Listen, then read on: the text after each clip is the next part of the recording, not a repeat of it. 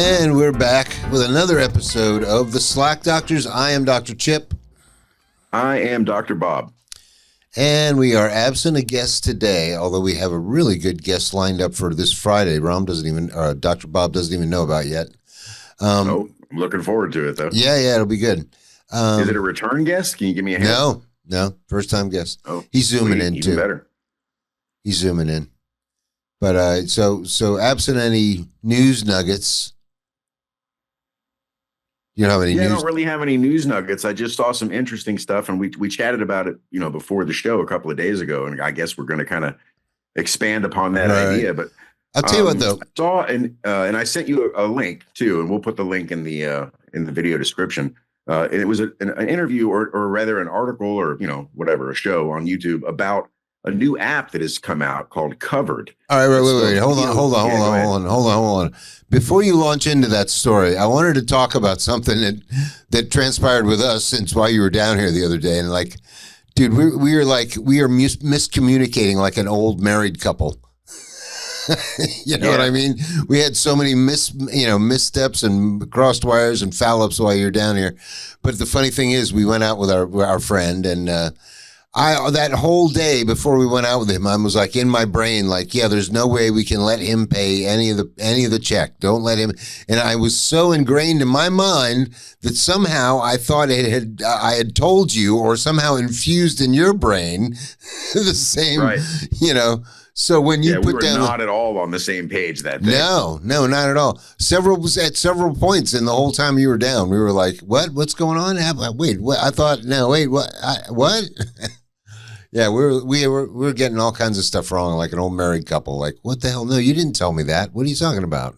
Oh, did you tell me? Yeah, and I really thought you were going to hang out with him for at least another hour, like the full happy hour. Well, thing. It was your idea, though. It was like, yeah, let's go meet, for happy hour, and then you're there for a couple hours and ditch. I was like, well, I don't know. To me, a couple hours of happy hour is enough. Like, I don't need to stay for the full duration. Oh, me too. That's why I left too. I mean, if I was a couple of beers in, and if I'd have started doing more of those, shots, I would have been in, I got pretty messed up. That was a big factor too. The fact that I was not drinking. Yeah. And true. so a lot of places, when we went to that smokehouse, that barbecue joint, and they have a happy hour, and they have happy hour food items. I was under the impression that they would be like some kind of happy hour food menu, which there was not. So after I drank 2 iced teas and 8, I was like, all right, well, it's really, plus, to be quite honest, I didn't want to hear the band. It was already pretty loud. Oh, yeah. Yeah, I knew that drummer guy. Yeah, they're not bad. They do reggae stuff. But anyway, yeah, so I thought that was funny that we totally miscommunicated the whole time you were down here. Anyway. So I drove by 7 Brew in Gainesville yet again today, and boy, they're getting close. Parking lot is paved, and all the dirt mounds are gone, and there's people inside the building working, and that coffee will be here soon. There you go.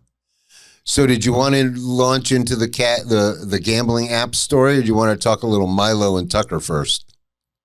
Well, we can do the Milo and Tucker first. I did watch, not the whole thing, but most of it. It's so comical, though. It was extremely comical. And just to see the words come out of that man's mouth that there's no such thing as gay is one of the funniest things. I am not a gay man. It's the gayest thing I've ever seen in my life. Dudes, and I'm telling you right now, some of those guys were genuinely 100% gay. Oh, yeah. I mean, including him. He was no gay longer with us, but we all remember Doc, and there is no way that Doc ever even entertained the idea of having sex with a woman. That guy was very gay. Yeah, it's true. And Milo was quite gay for quite a while, as he'll tell you. Yeah, and still has all the affectations and mannerisms and speech patterns and inflections that you would expect to hear come out of a gay man's mouth. And I thought it was funny. It's not to say that it's not a universal, that effeminate way of speaking. It's almost like an accent, but it's not a regional thing. It's just right. Hey, look at Lindsey Graham. It's interesting to me. I've always wondered how that crosses international boundaries and lines and everything, but it does seem that there is a fairly high percentage of gay men that do speak that way. Yeah. In addition to whatever their regional accent may be, whether they speak with a British accent or an American accent, if they have the lisp and it's still the same kind of flaming, I guess would be the one adjective you could use for it, or an adverb rather, Flamboyant. since it's actually how they're talking. But Flaming being the shortening of flamboyant. yes, exactly. And when I was a younger guy, when I first started working in restaurants and everything, my only exposure to any gay people had always been through media, movies, and stuff like that. And I was just under the assumption that all gay men rather, were very flamboyant. And it was at the gathering. First job I ever had, it was a bartender who worked there, and I think his name was Brian. And I had no idea that this guy was gay. He was real buff, which now that I look back on it, like that whole bodybuilder, there's a lot of homosexuality in bodybuilding, which makes sense. Was he kind of a short guy? Pardon? Was he a short guy? He was kind of short. I think I know you're talking about. I think he was a waiter. I don't think he was a bartender. Like he obviously went to he was definitely he was definitely a little light in the loafers. Yeah.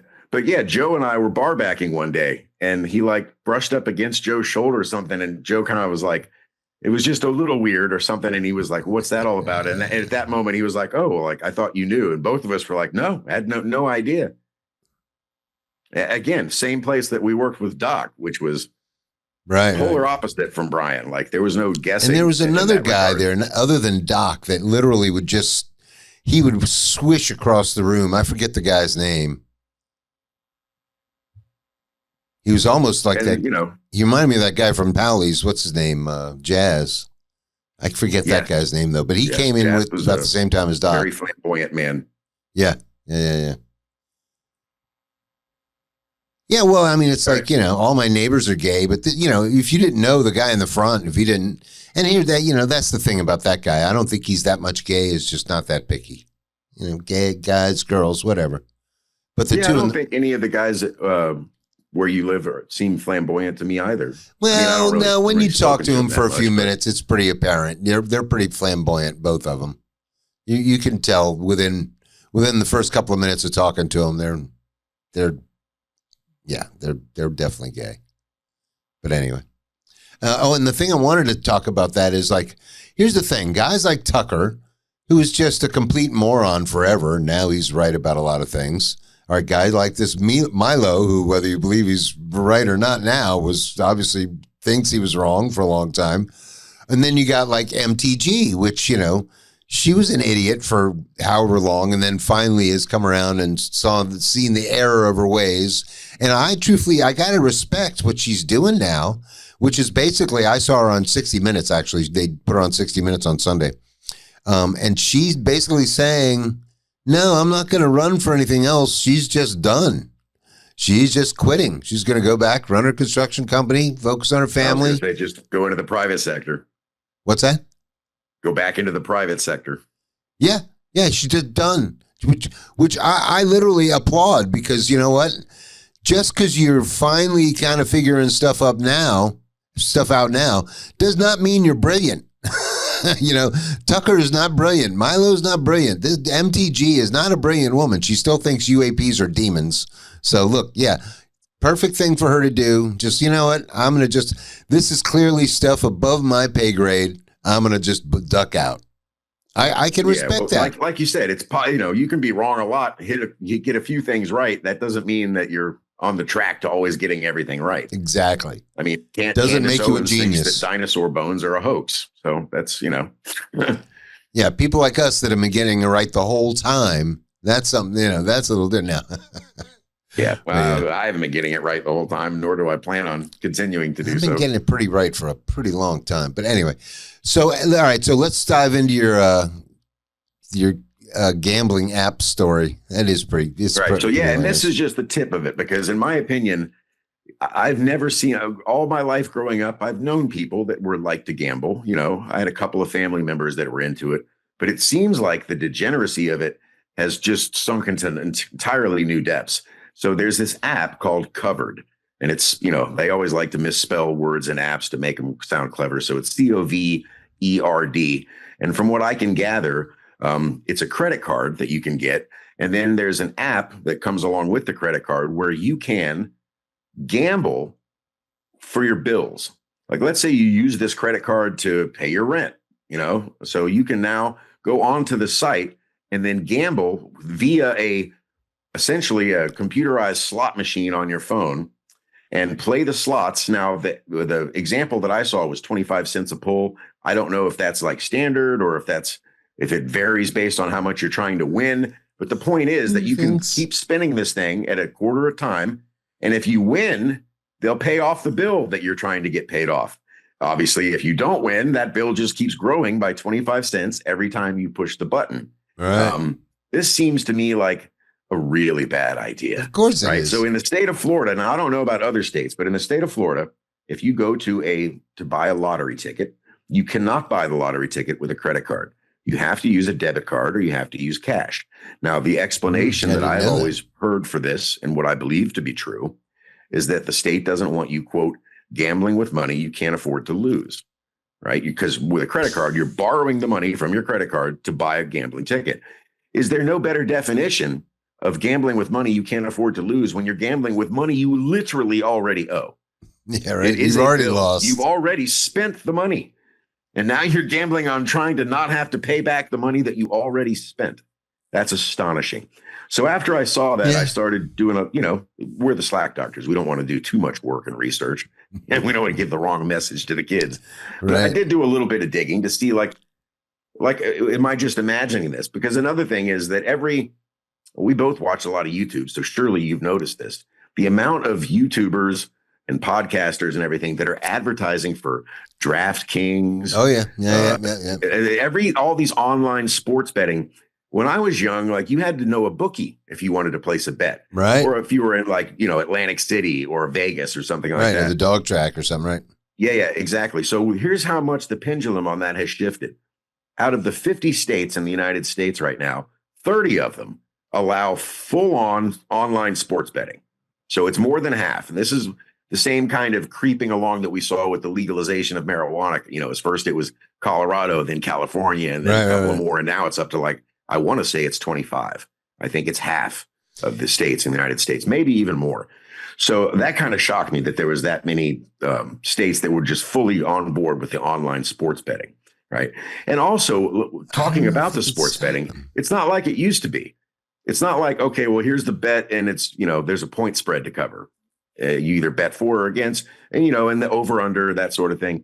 Dude, the parlays that these online sports betting things offer to you now are simply ludicrous and ridiculous. You can bet on everything. You can bet on the coin toss. You can bet on whether the guy's going to get a grass stain on his pants in the first quarter. You can bet. You can't imagine something that there's not somewhere you could bet on it for. Well, here's the funniest thing. Of course, the more parlays you work together, the more impossible it is to win the bet. I think the funniest aspect of that is that you can bet on fantasy football. I was going to get to that. Yeah, you can bet on football that's not real. Right. Some of the states that don't allow online sports betting do allow online gambling for fantasy leagues. Exactly. So it's still gambling, but you're not gambling on a live event. So that's like the loophole or something that they use for it. So if you think that's strange, this is going to really blow your mind. There are 7 states in the United States where you can full go online gambling as if you're in a casino, playing roulette. It's all digitized, of course, which makes it even more hackable and less likely to be fair. But there are 7 states where you can literally sit in your car or in your house, on your phone or on your computer, and gamble away your entire bank account if you choose to. And most of them are in the Northeast. So it's Connecticut, Delaware, Michigan, New Jersey, Pennsylvania, Rhode Island, and then the one outlier, West Virginia. And in those 7 states, it is full-blown degeneracy, full-blown gambling, online. Don't even have to leave your house or your car or your bed, for that matter, and just bet everything you got. Well, I'm going to say back in about, 2005-ish, something like that, when the big Texas Hold'em thing was a big thing. There was big, getting a big presence on TV and people were watching. Dude, I had a roommate that would sit around all day and play Texas Hold'em online for real money. I mean, that's how a lot of the... You remember my buddy Wack, who lives in Ohio now, Kerouac? His younger brother, Mikey, was a professional poker player. And he literally, that's how he paid his rent and paid his bills for a couple of years. Right. And you can do it online. You don't have to physically go there. Yeah. You can be an online poker player. He would do it online. He would also go and, sit in poker rooms and stuff at pari-mutuel places, and yeah, it's A insane. lot of the I guys mean, that go to do the live stuff start out online and they go, oh, maybe I'm good enough to do this. But yeah, I mean, here's the funny thing about all of this. I'm immune. I couldn't do it if I wanted to. I don't have a credit card. I don't have any kind of way. I don't have any kind of link of anything to my bank or anything. You don't have a smartphone. That would be your also. I don't have because I'm sure I could do it on my computer. They'd be more than happy to let you link your bank account. I'm sure they don't care if you have a credit card. Oh yeah, but I don't have anything. For the same reason I had to tell Social Security, I don't have anything linked to my. Nothing online is linked to my bank account. Having known you for 40 years, I don't think you like to gamble. I've never seen you gamble. Well, I would never gamble online or anything like that. Like I don't even like. Like when we played worked at Jai-Alai, I would never really even gamble there. Every once in a great while, I'd throw a couple of bucks maybe. But truthfully, the only way I really enjoyed gambling is first of all, it's always playing cards, playing poker, because that's the only way you can, but playing against other people, playing against a house or a machine or something like that is just big waste of time. That's just stupid. So, when you could play against other people and read them and I've played with, like I've said, I believe I've said before, I learned how to play cards while I worked at Jai-Alai, and lessons were damn expensive because I was playing with the whole dynamic of playing private games like that, because most people play with friends and acquaintances and stuff like that. And it's a much softer blow if your buddy won $200 off you last night, and maybe next week you'll get a chance to win it back from them and your friends, and it's an anecdote, it's a story you can tell. That's a lot easier to swallow than the house took my money. Well, you say that till you lose $200 to Tony DeJosa. That's true. That was $250, and we weren't gambling, but yes. Oh wait, I'm thinking of Davey D. Sorry, wrong guy. Whatever, same thing, same guy. But yeah, we used to play me and Jim B and Tony DeJosa. Same guy, because that's pretty funny. What's that? Did you just say the same guy? Because they are very similar to each They're other. Pretty much the same guy. Yeah, pretty close. But yeah, me and Jim B and Tony DeJosa and some of his buddies, Tony's friends. We used to go to. Actually, I think we would go to what's his name's condominium and play there. But yeah, I remember playing spades. At the house at Carmen Gia, but and playing for whatever. $5 a hand or something like that. Yeah, I don't even remember if we gambled on that, really. If anything, we probably played for like bong hits or lines of blow or something. I don't remember anybody. We used to do. I had a couple of family members that I didn't realize it when I was younger, but they had a bit of a gambling problem. And believe it or not, one was my grandmother. The first person who ever took me to the dog track there in Congress and Belvedere was my grandmother.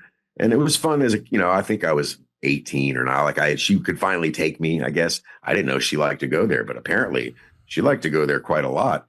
And also my uncle, who for years, every time I would tell anybody in my family a story about you, they would assume it was him because his name was Chip, Uncle Chip. Oh, right. Which reminds me to do a retraction. So a couple of episodes back, we were talking about the Chappelle Show, and we were talking about that, the black supremacist character. Right. And we agreed upon that his name was Clarence, because then I was like, why couldn't I remember that? My grandfather's name was Clarence. It was not Clarence. It was Clayton. The character name was Clayton. That was close. Yeah, but we were close. Right, but yeah, Uncle Chip, her oldest, also liked to gamble, and they would apparently like to go together and do it. And she spent a lot of money at the dog track. And to me, gambling was never, I didn't get that high, that feeling of, that rush of, to me, it has always made me feel kind of sick in my stomach, like I'm going to lose, I'm going to lose, I'm going to lose. Yep, I lost. You get the high when you win. I mean, that's obviously the payoff. But yeah, I mean, that's what also makes the card games fun, because sooner or later you win. You might not win every time, and then it also helps if you know how to play cards, which definitely makes it a big. But the other thing is, I don't know if you noticed, but I've got a couple of podcasts where they're doing these, I guess, poker games between all these comedians like Kim Condon and Uncle Laser, a bunch of the Kill Tony people. Aaron Belial they had on there playing cards and stuff. And I was thinking, if we ever get a home studio or anything like that going, that might be a thing to do an episode once a week. I've always wanted to get it. We used to have a card game once a week up on Singer Island. We used to play every Friday night, a big group of us, about 8 or 10 guys. would all show up, and I think you can only play 7, maybe 8 people in a round because otherwise you run out of cards. But everybody throws in like $20. Everybody gets the same amount of chips. You just play 5, Texas Hold'em and usually got down to like 2 guys. And then it was like, look, do we want to sit here and just play while everybody else is waiting? Or you work out some kind of split where you're like, all right, 60-40, what do you think? Whatever. But yeah, it'd be fun, man. If we could get a bunch of guys, because I'll tell you the truth, whenever I played poker like that, it was always fun. It was always fun. It was always funny. There's always somebody cracking some kind of jokes or something, And then also, when you do win and you burn somebody that, maybe a little too braggadocious or something like that, and you make them go all in and knock them out, you're like, hey, yeah, shut up now, So, but yeah, it's always fun. Cards. I've always preferred spades and rummy and stuff like that to actual poker. And I don't know, seems like, the thing about, especially basically about Texas Hold'em is that you play, you can do an all in, which basically means like most poker games, you can raise and go back and forth, raise to a certain amount, but you're not going to lose your whole stack. Whereas in that game, people can go, all right, that's it. We're going for the whole stack. Either you either get out now or you risk it all. And that's the moment where you're like, oh, wow, okay, how good is my hand? And then and then sometimes you're like, oh, I got this. He can't possibly beat me. And you're like, oh yeah, all right, I call you all in. And then like, oh, son of a bitch, I didn't see that. How did he? Oh, fuck. It's a fun game. To bring Whack up again, he and I used to play cribbage against each other for money. Now, what is cribbage? Like a nickel a point, or what's cribbage? A point if we were broke. Cribbage is a game played by old men in the Northeast, and I don't know how I ever ended up liking it or learning how to play it, but it's a bizarre game where you're trying to get your cards to add up to either 15 or 31. And then every time I can't really explain it to you shortly. You'd have to watch somebody play it. And and you keep score on a board where you're racing around with these little pegs. So there's 121 points to win from the beginning it's a board to the game. end. And then, no. You just it's a card game, but you keep score on a board. You could keep score on a piece of paper, but it's actually easier to do it with the pegs. Oh, I see what you're saying. And also, you use 2 different pegs. And so because every time you score a hand, you move the back peg in front of the first one, it's easy to look back and see what your last hand was worth because it's whatever the difference is between those 2. Right. But it's a fun game. It did a lot of math, a lot of add. I'll tell you what, if you play cribbage for a while, you'd be amazed how quickly you can add things to be 15. The 8-7, the 4-5-6, the 9-6. Oh, more than 2. It could be any. The same way with rummy, like runs and pairs and shit. So. Well, it's funny because I was just thinking back to the days when I used to play with Jim B and Tony. We used to play some weird poker games. Like literally, it was dealer's choice. You could play basically any kind of poker game you wanted as long as it was a bit, as a legitimate poker. But we used to play these weird games where you would get, I think maybe it's 3 to 5 cards that you took in your hand, and then they made like a cross of cards that were down, kind of like Texas Hold'em, but not in a line, like a cross. And then you would pull all these cards up, and you could play that way or this way. And then the last card in the middle was the last card to get pulled, and it was the wild card. So you almost had to stay in. If you had anything decent, you almost had to stay into the end, or you had to get out really quick and go, okay, screw this. So it was just, weird games like that were really wild. Right. I've never played that version, but I do remember some pretty weird house rules like 3-6-9, where like all 3s, 6s, and 9s are wild. Like everybody's got a good hand. Is that baseball? That's baseball, isn't it? Like red 6s and black 9s or something. So what's the suicide king or something?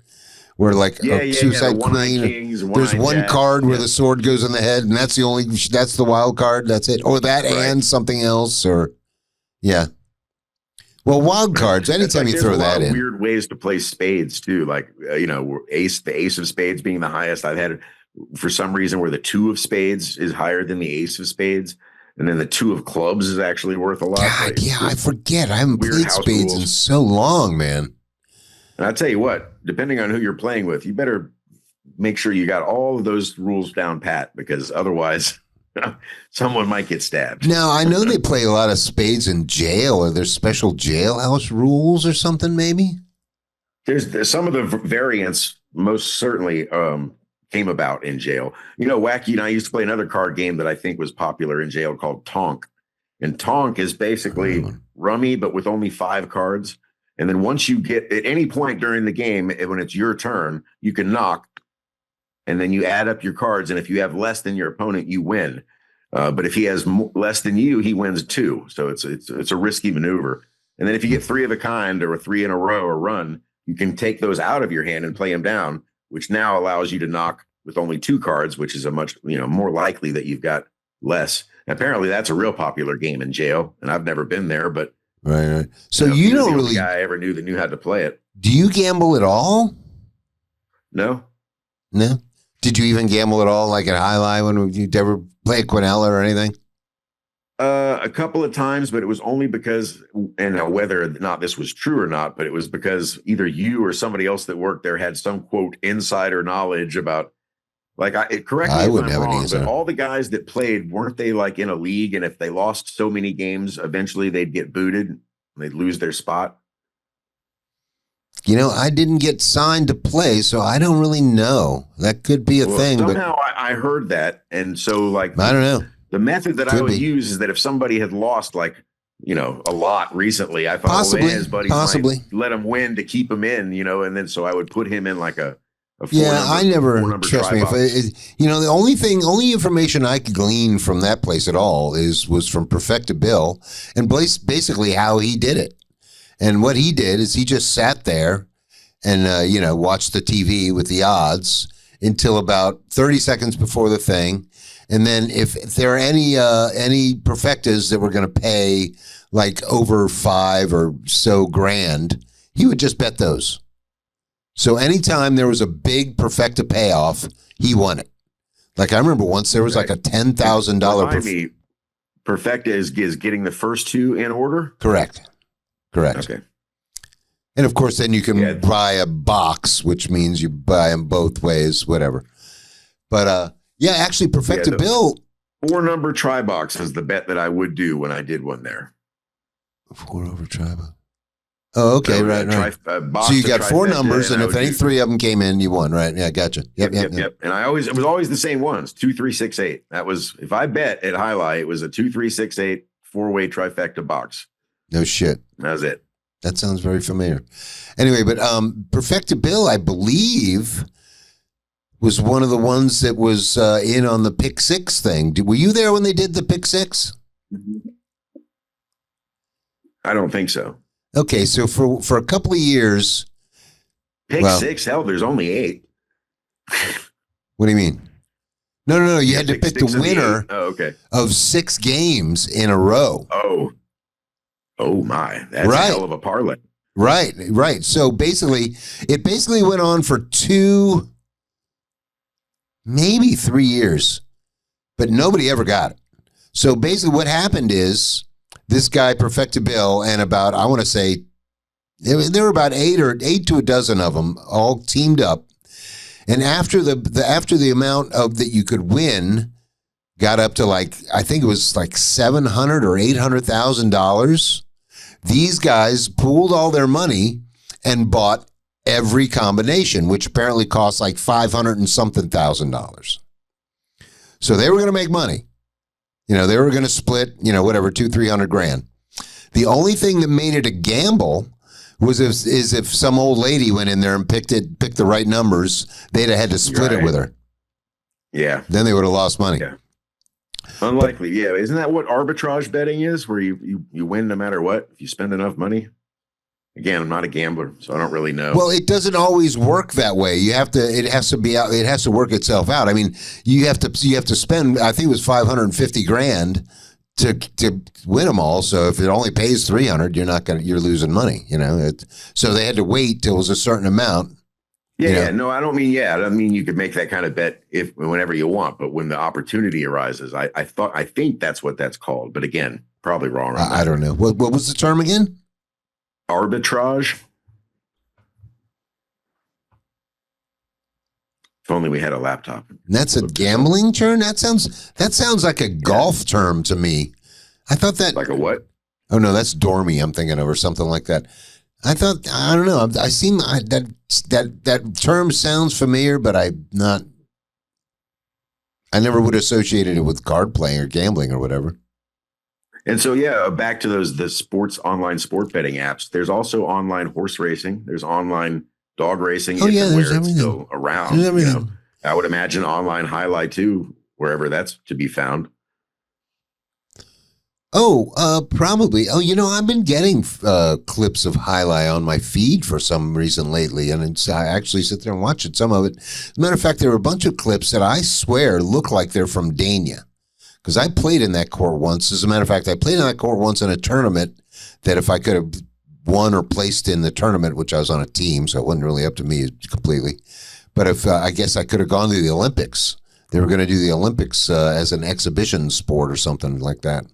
Forget what year. They only tried. They did that once. They never. There was only one Olympics that they had Jai-Alai, I believe. Yeah, they just did it as an exhibition, and I guess that's it. And it wasn't gay enough for them or something. I don't know. The problem with Jai-Alai is you got to have a court, and they're not, can't just throw up a court. You got to build the things, and they're huge. But that's one thing I remember about the Jai-Alai fronton. It was big. It was bigger than West Palm. It was probably like another, 10 foot longer, seemed like. It was big. So it's not uniform?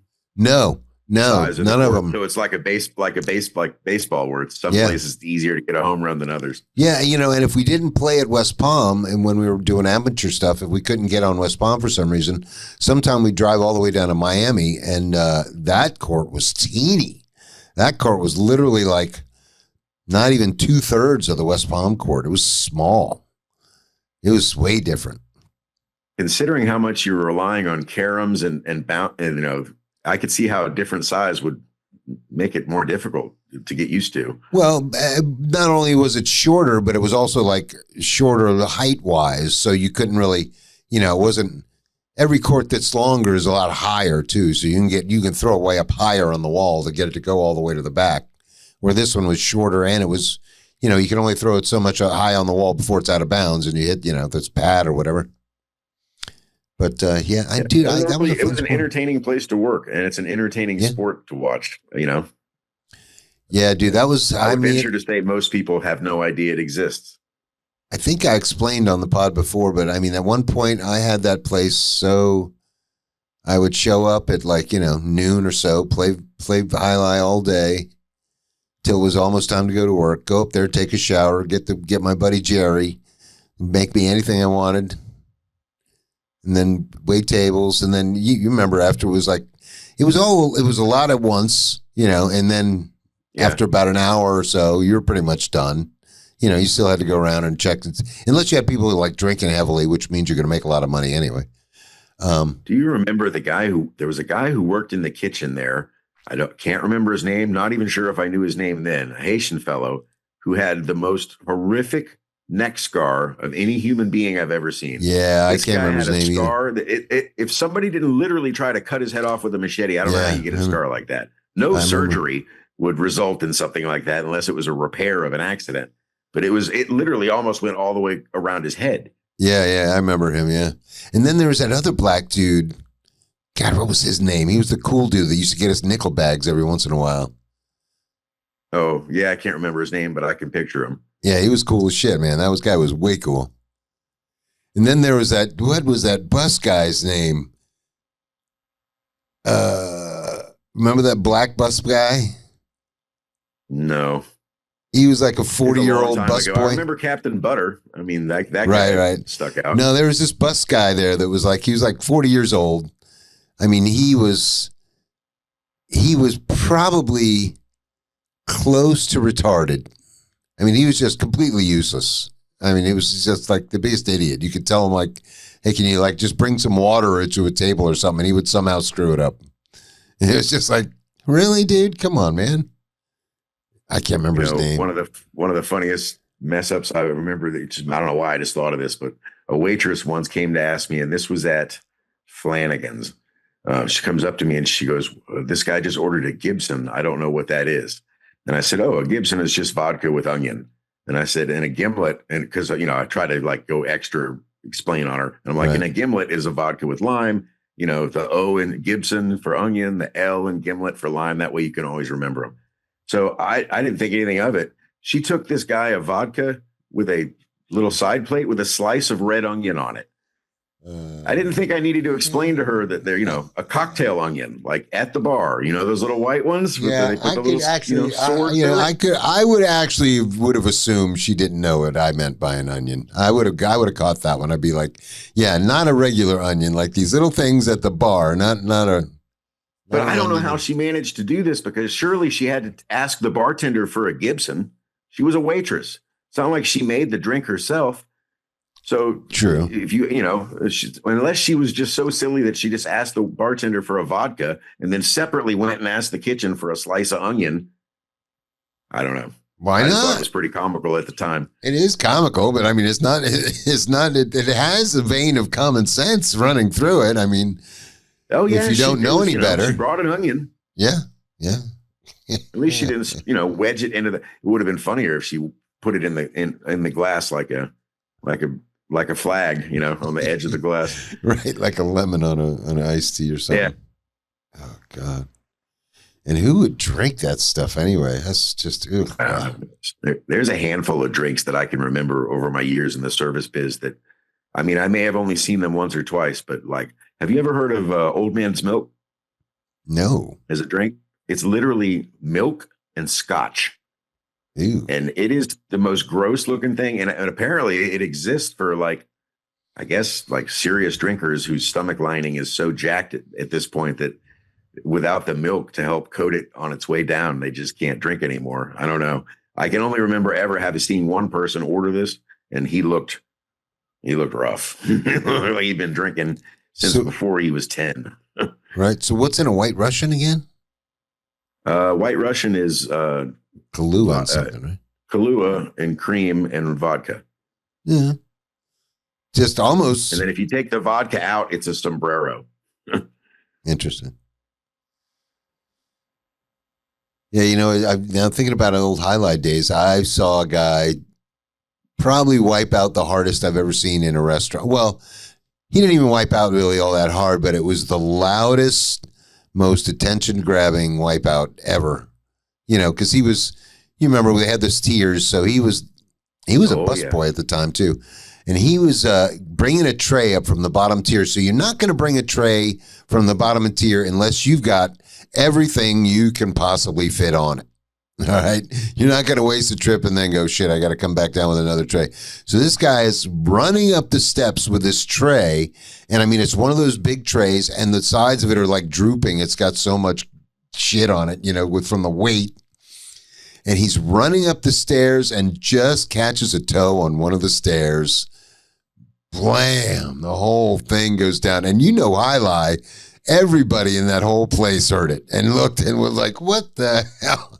And he did the funniest thing I've ever seen anybody did. He didn't even stop. He just kept going, went right in the kitchen. I'm not even looking back. Are you sure that wasn't me? Because I did something very similar. The only restaurant job. Well, it wasn't the only time it happened. Permanent injury was at Jai-Alai doing exactly that, carrying, I think, a tray up from the bottom tier of an 8 top, so it had all the. Maybe it was you. I don't know, but I mean, I'm sure. I know I did it too. So, but I thought. So this hand, that's as far back as the range of motion goes. Is that and it's permanent. I've got a little spot on my arm for it.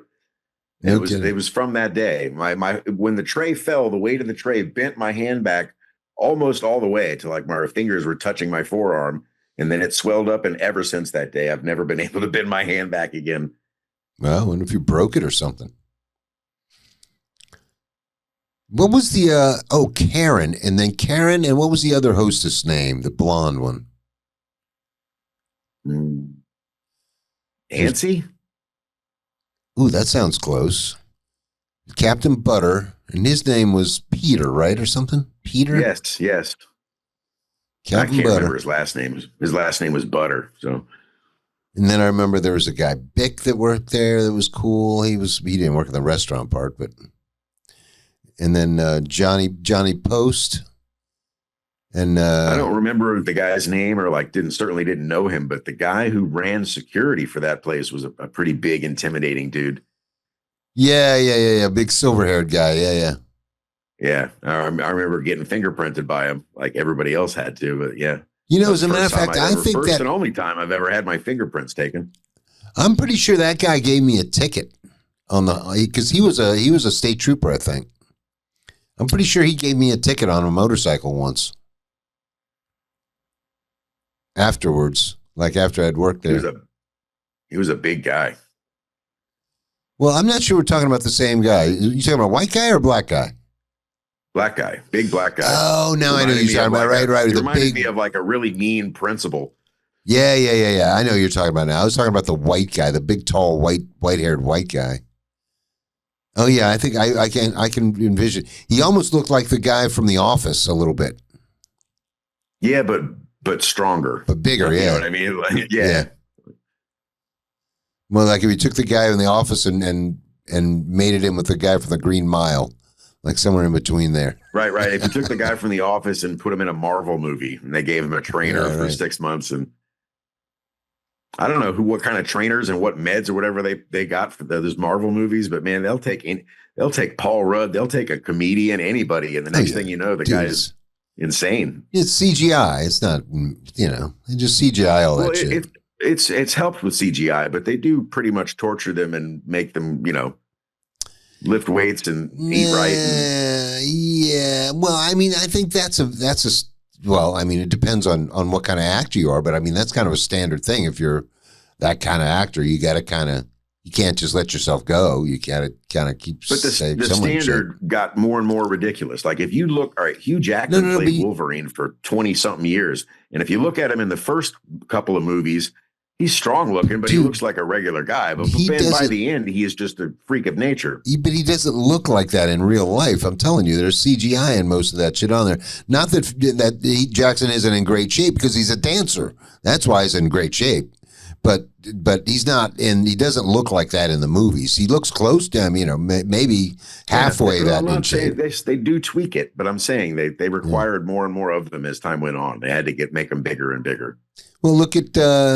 They're not doing that with what's his name, with Nobody. Right. Well, that was a choice. He's kind of an anti-hero anyway. The realism of it, exactly. Right. I haven't seen in there. There's another one of those either came out or coming out or something. I'm pretty sure it came out. I haven't seen it yet. Where would it come out? Is it on like Netflix or something? I don't know. I think you can get it on Prime or something. I don't know. I have to look. It's not on one of the Showtime or I'm pretty HBO, sure it's out. Yeah, I think it is too. I've seen little clips of it here and there. Yeah, I don't know what that's on. I'd have to. What was it on? It was on Netflix before, right?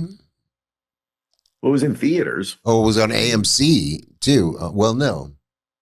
I mean, it was released in theaters. It was an actual motion picture.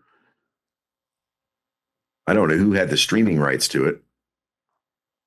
I remember literally renting it on Amazon Prime.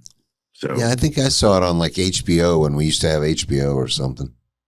The first one, yeah. When I watched it, hadn't made it as far down the ranked yet to streaming. It was literally just left the theaters, and you either had to rent it or buy it or wait. And I didn't want to wait, and I didn't want to buy it. So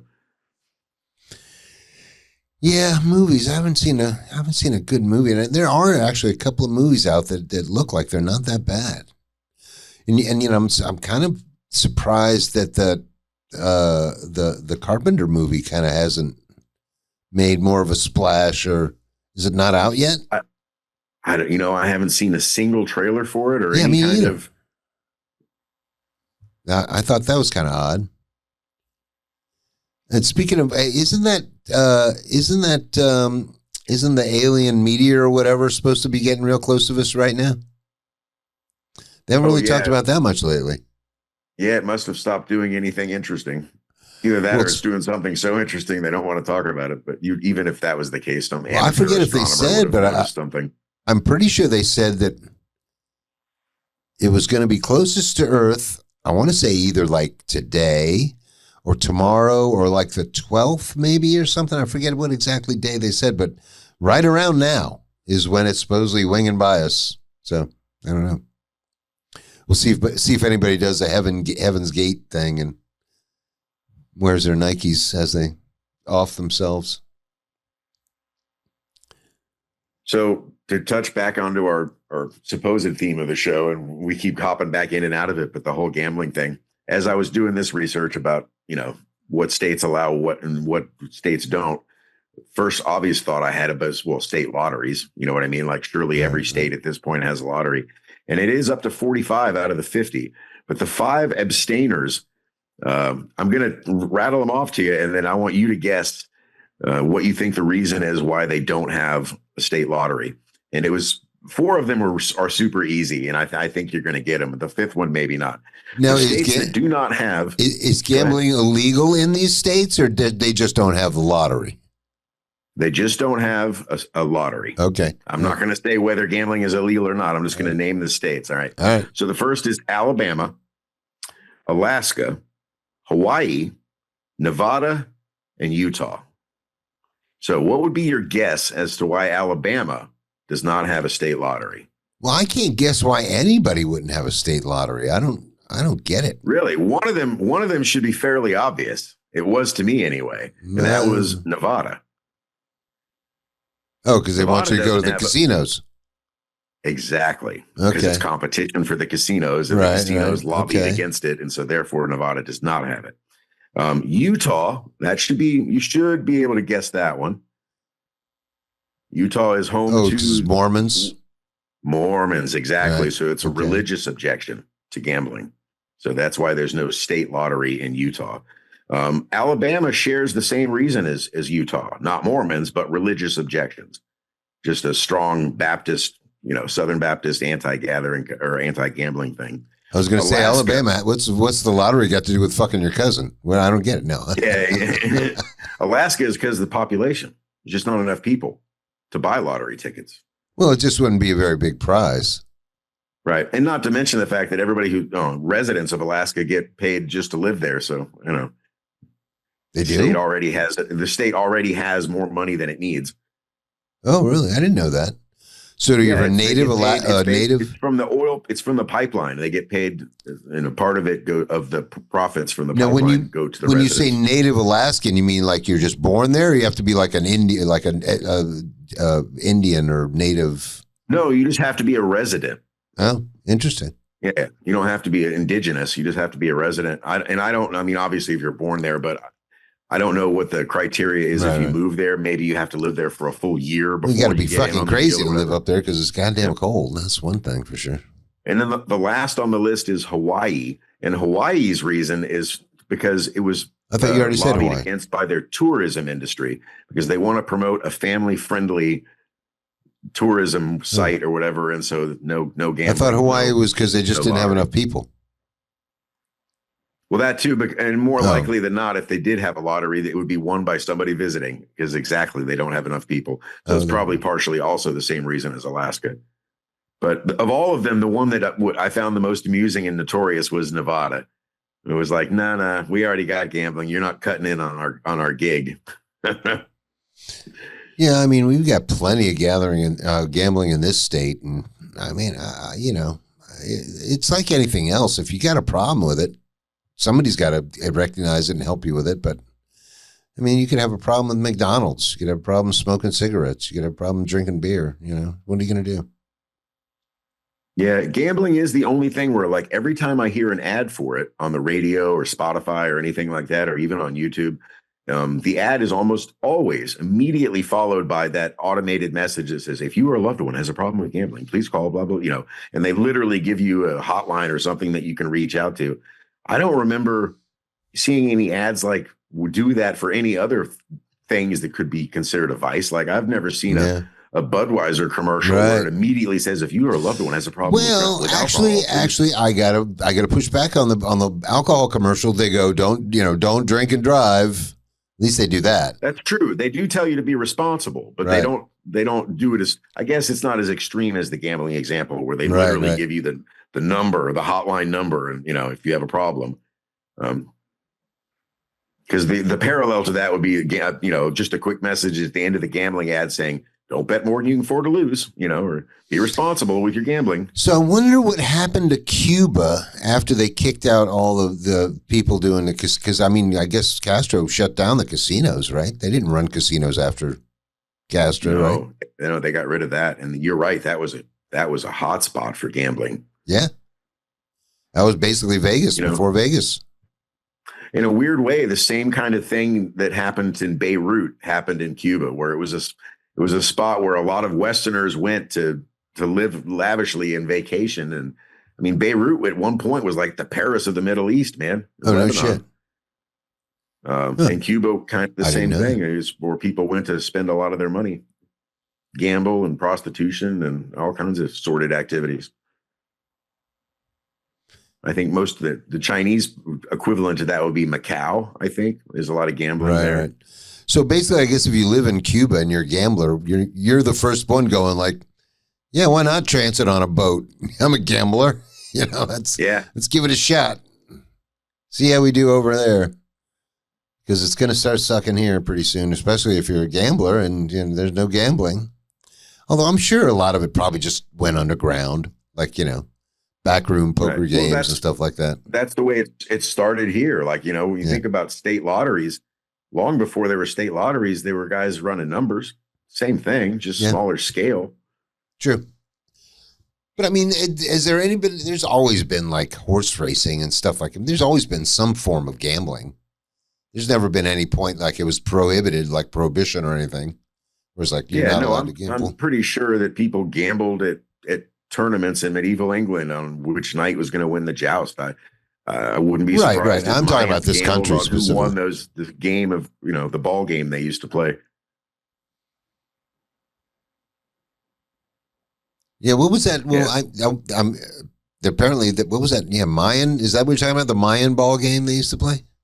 Yeah, I can't think of the name of it, but it was in a weird way is like a cross between basketball and soccer. Like they don't know all the rules, but there were hoops that you had to get the ball through, and apparently you had to either kick it or use your hips or your chest or your head. I don't think you were allowed to throw it with your hands. Depending on what time of year or whatever ceremonies or rituals were going on at the time, holidays, you could be killed for losing the game. What's the weirdest sport? What's the weirdest sport you ever played? That I ever played? Yeah, not game, sport. I've never played a weird sport of any kind. Well, you would think I would say Jai-Alai, but that's not it. The weirdest sport I ever played was underwater hockey. With or without a tank? No, yeah, just snorkel. You only had it, you snorkeled. And you had these little... In a pool, I'm guessing? What's that? In a pool, I'm guessing? Yeah. Obviously, yeah. It had to be in a pool. They put little goals on each end, which the goal was really just a line that you push the puck over.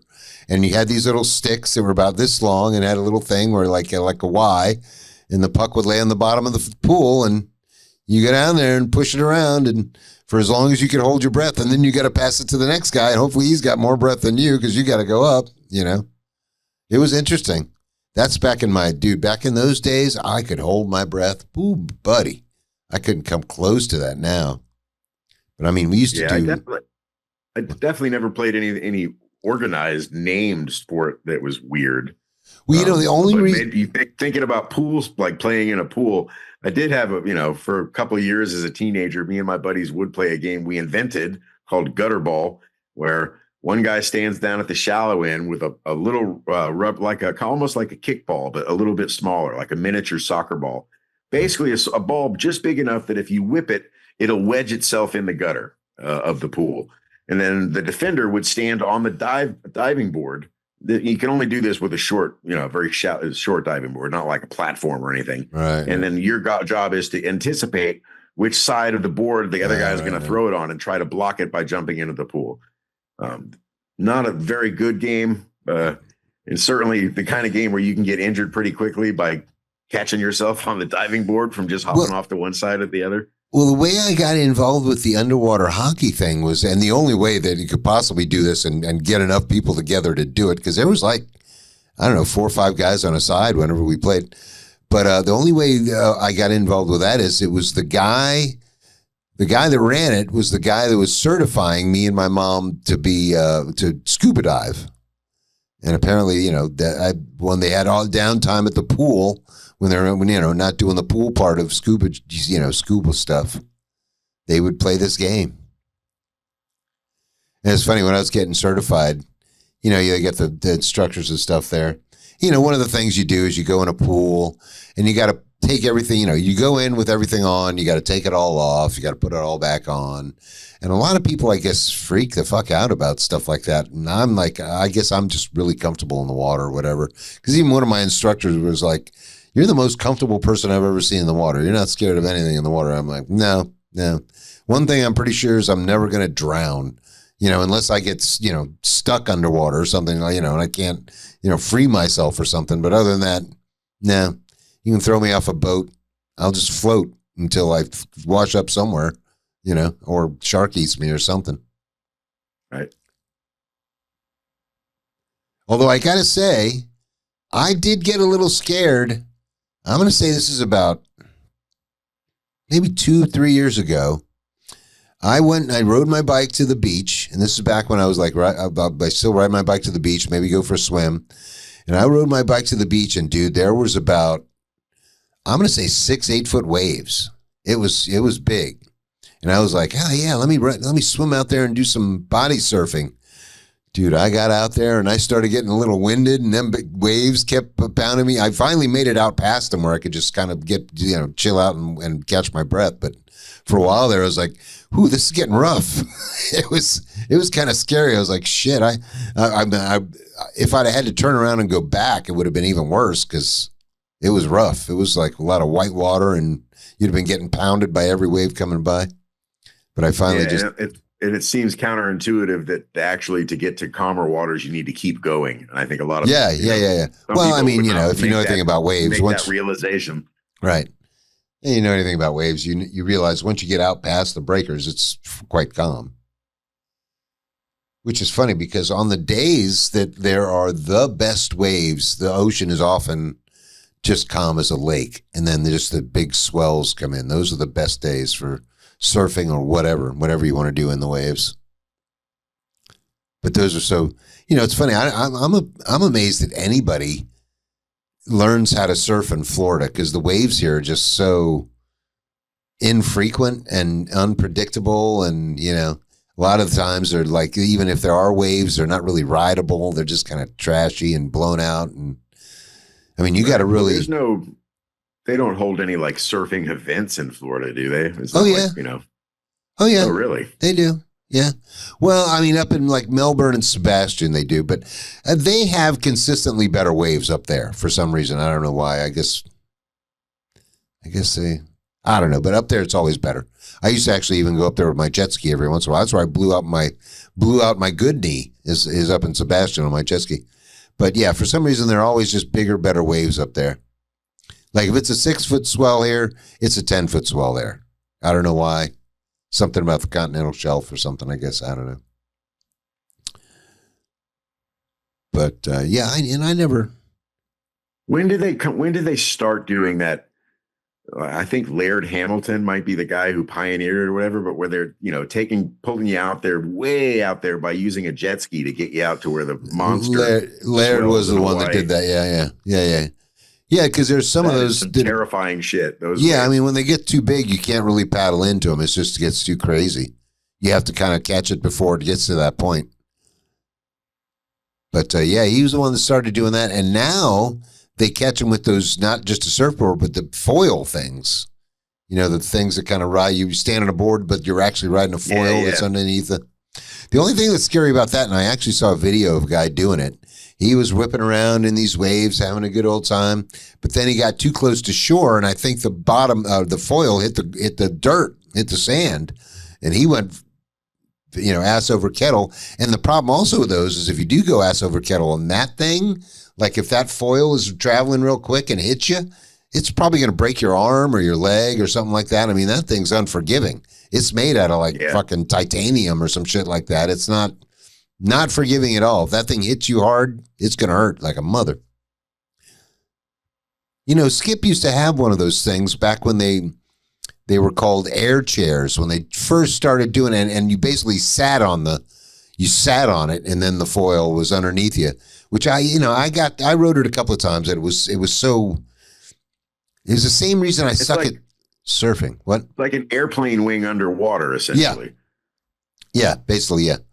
And I sucked at that for the same reason I sucked at surfing. When I was always a kid, it was always something behind the boat, and you always lean back, and it pulls you up. Whereas that chair, you almost had to kind of lean forward. I could never get used to that. Same thing with surfing.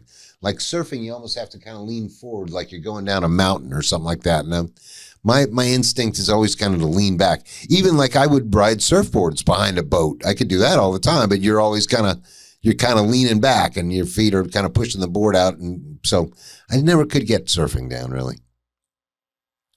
I did jet ski a lot in the big waves, but that's completely different.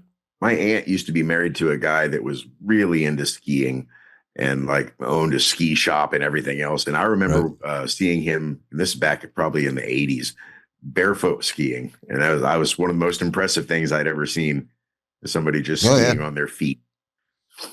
I tried that once.